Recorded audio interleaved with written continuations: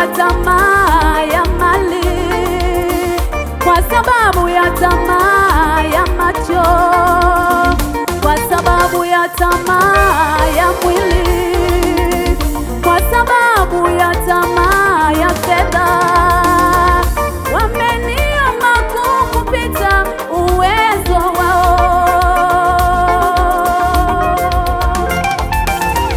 Watu wamepoteza baraka kwa Mungu wao, wengine wamepoteza baraka kwa wazazi wao, wamepoteza uthamani kwenye ndoa zao, wengine wamepoteza baraka kwa ndugu zao, kwa sababu ya tamaa ya mali.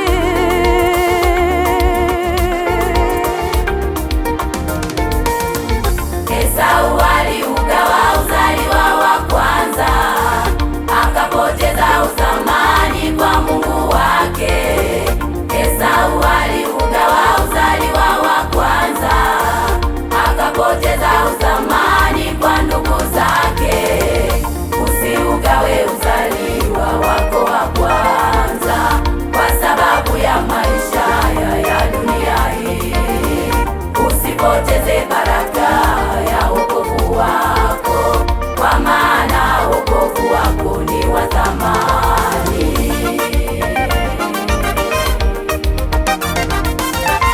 Esau aliugawa uzaliwa wa kwanza, akapoteza uthamani kwa Mungu wake. Esau aliugawa uzaliwa wa kwanza, akapoteza uthamani kwa ndugu zake.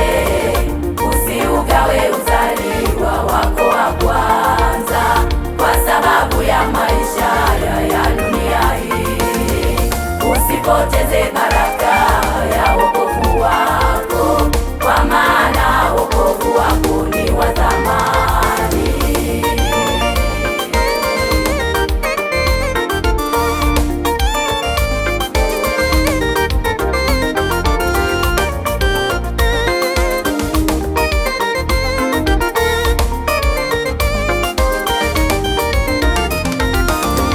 Mwanadamu wa thamani kuliko viumbe vingine, mwanadamu wa thamani kuliko hayawani wote, mwanadamu wa thamani kuliko viumbe vingine, mwanadamu wa thamani kuliko hayawani wote.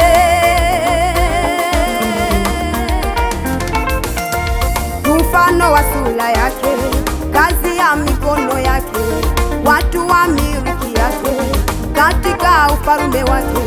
Ndiyo maana ametukomboa kwa damu yake ya thamani, ili tupate kurithi uzima wake.